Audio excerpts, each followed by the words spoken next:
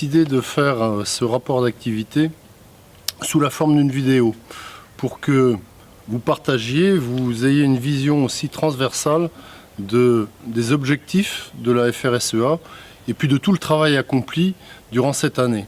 Alors certes, ça n'est pas le document écrit, on sera plus bref, mais on veut aussi mettre en valeur tout le travail qui a été fait. Pour la FRSEA Bretagne, qu'est-ce qui a marqué l'année qui vient de s'écouler? Résumer l'action syndicale d'une année en quelques minutes serait incomplet, mais tout d'abord je voudrais quand même revenir sur deux faits marquants de notre vie syndicale.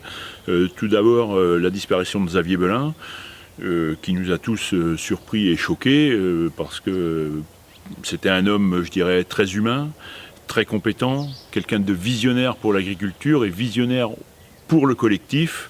Et c'était quelqu'un qui avait foi dans l'union, parce que pour lui, l'union faisait la force. Le deuxième fait marquant, c'est le renouvellement de notre réseau, du local au national, avec, pour ce qui nous concerne aujourd'hui, le renouvellement du bureau et des équipes de la FRSEA Bretagne. Donc un moment démocratique à tous les niveaux, ce qui nous donne toute légitimité pour défendre tous les agriculteurs et toutes les agricultrices. Alors que les agriculteurs ont encore vécu des moments difficiles, quelles ont été les lignes directrices de vos travaux cette année?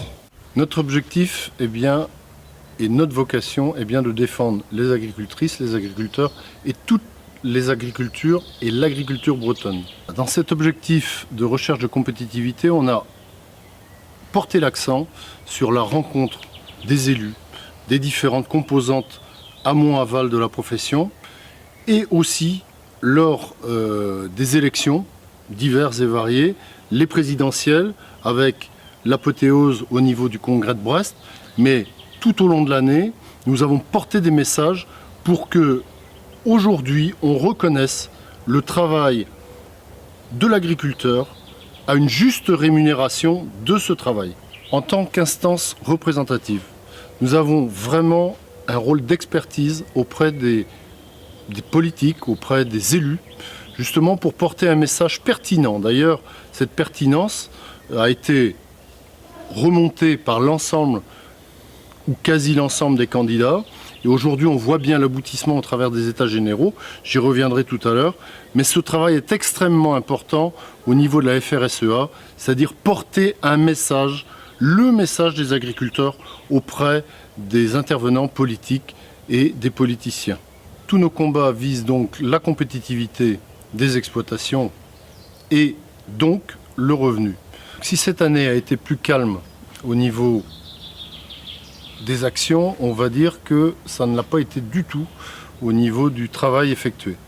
On a mis en place dans cette année très difficile un appui aux agriculteurs en difficulté. L'FED et l'AFR, nous avons décidé d'embaucher pour vraiment appuyer les agriculteurs et les agricultrices aujourd'hui en difficulté, les familles, de façon à ce que, même dans les cas les plus difficiles, ils trouvent une voie de sortie, une voie honorable et surtout, ce qu'on ne voulait pas, c'est qu'ils culpabilisent sur des situations extrêmement difficiles.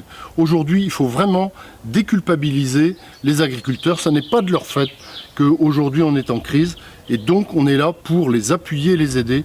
C'est l'essentiel du message aujourd'hui de notre réseau.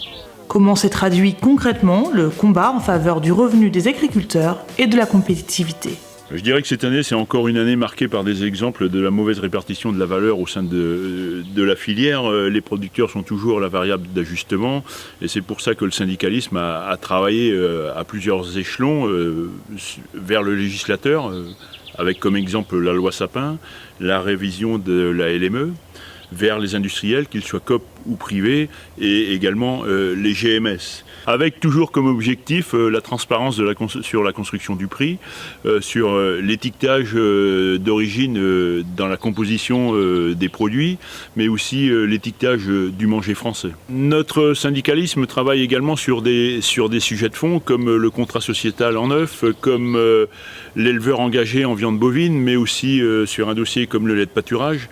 Mais il faut être honnête, au sein de la filière, on a du mal à se faire entendre auprès des acteurs de l'agroalimentaire et de la GMS. Comme si nous étions gênants alors que nous devons être complètement impliqués au sein de la filière puisque nous en sommes un maillon et le maillon, je dirais, primordial. Donc en conclusion de mes propos, il faut qu'on saisisse l'occasion d'avoir un nouveau gouvernement, un nouveau président qui a fait beaucoup de promesses, notamment par le biais des assises de l'alimentation. Et dans ce cadre, les agriculteurs doivent être vraiment autour de la table. C'est le moment ou jamais, parce que si on n'y arrive pas maintenant, je pense qu'on n'y arrivera jamais. Mais sur cette construction du prix, pour un vrai retour de la valeur vers les paysans, sans les faire rêver, parce que nous sommes aussi dans un marché, mais ça c'est indispensable si demain, encore en Bretagne, et je dirais dans la France tout entière, on veut encore des producteurs et toutes sortes de productions. Avez-vous des regrets concernant les mois qui viennent de s'écouler, des échecs, des combats perdus? Alors, je ne suis pas d'accord avec la question. On n'a jamais de combat perdu. On a des combats menés et ces combats menés, après, on en mesure bien les effets. On peut dire qu'on peut avoir des regrets. Oui, sur certains dossiers. Premier dossier, la charte contrôleur contrôlé. Sur ce dossier-là, on avait l'assentiment des acteurs de l'État, du préfet, etc. Et derrière, on a eu tout d'un coup une administration qui s'est mise en retrait et des services, le NEMA ou autres, qui se sont mis en retrait. Mais c'est pas pour ça que ce combat est perdu. Là, il a mis du temps, certes, à s'élaborer au niveau de la charte, mais cette charte sortira. Et on aura gagné au moins le respect des agriculteurs et puis aussi des contrôles qui se passent beaucoup mieux pour les contrôleurs. Deuxièmement, sur la simplification administrative. Là, c'est vraiment l'exemple du dossier qui met beaucoup de temps. Pourquoi? On a eu un rapport d'Odette Herviot, notamment sénatrice dans le Morbihan, et d'autres sur cette simplification administrative et le besoin aujourd'hui, autant pour l'État que pour nous, agriculteurs, de simplifier une réglementation. Aujourd'hui, comment un agriculteur peut assimiler autant de réglementations? Ça n'est plus possible. Donc il faut comprendre, et l'administration, je pense, l'a compris, que c'est en faisant confiance aux acteurs qu'on sortira de la norme et de l'obligation.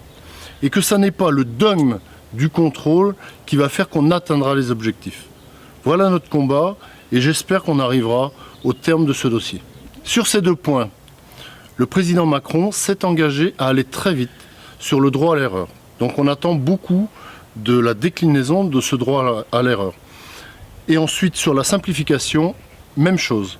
Il s'est vraiment engagé à remettre sur la table l'ensemble des réglementations de façon à bien lire les unes après les autres les normes édictées et surtout qu'on n'en rajoute pas et qu'on reste bien au niveau franco-européen, qu'on n'aille pas plus loin que la réglementation aujourd'hui. Pour conclure, oui, il y a des sujets sur lesquels on a l'impression qu'on n'avance pas et pourtant, le discours aujourd'hui politique porte sur quoi?